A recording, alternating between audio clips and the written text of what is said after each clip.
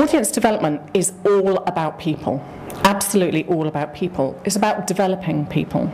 And most importantly, it's about people within cultural organisations. We've been able to stage today, as part of our involvement in this national research programme, which is also a campaign for change. And this is what I'm talking about when I refer to mission models money. And MMM has actually set out to, in its own words, catalyse a more sustainable arts and cultural sector. Now, Audiences Yorkshire and both MLA Yorkshire have been actually really privileged to be 2 out of 7 exemplar projects involved in the MMM programme. And that programme has focused on enabling organisations to be mission-led, financially stable businesses. And as part of that process, they've commissioned a number of what they call provocation papers from experts in the field. And also through the process, they've been engaging with chief executives up and down the country, involved in the provocations and involved in a programme of work as well.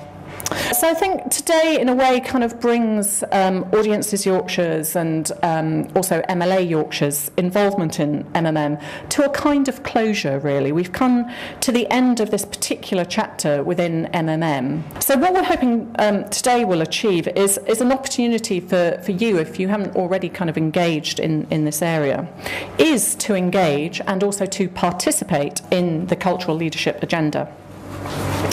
So to enable you to participate in that debate, we've invited 2 eminent individuals to be with you today, Graham Lester and Robert Hewison. So the aim of that programme, quote, to catalyse a more sustainable arts and cultural sector in the UK. My thought was, well, you can't have a sustainable arts and cultural sector without sustainable people. And that's a kind of, it comes from, it's personal.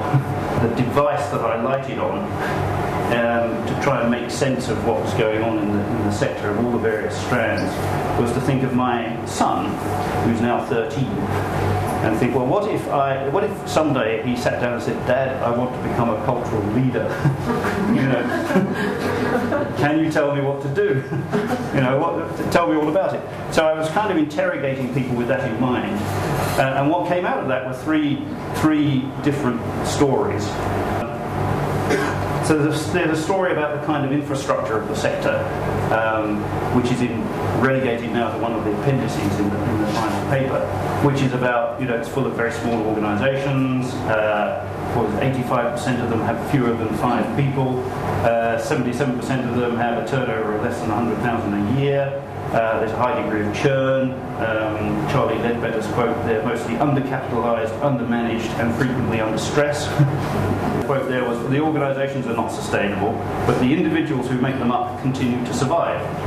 So the second story is really about the infrastructure, if you like, for people development.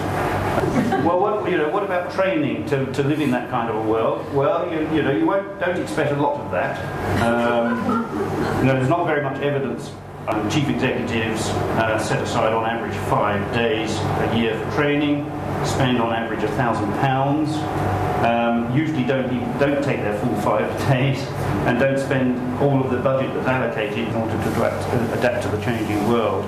But overall, it's a story. It's the 20th century story of specialisation, fragmentation of knowledge, expertise, narrower and narrower expertise. Story 3 is about taking a more expansive view of people development that is beyond this accretion of specialist skills. It's not just about building these creative industries. It's about building a creative society. So that for me is a bigger challenge.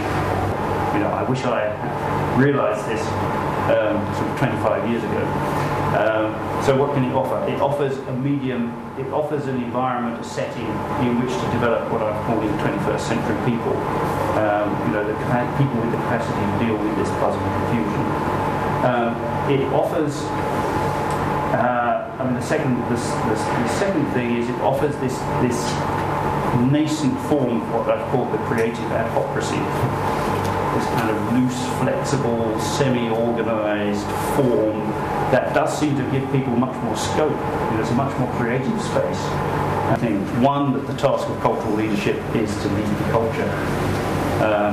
Two, that it's about transgressing, creative transgression of the rules.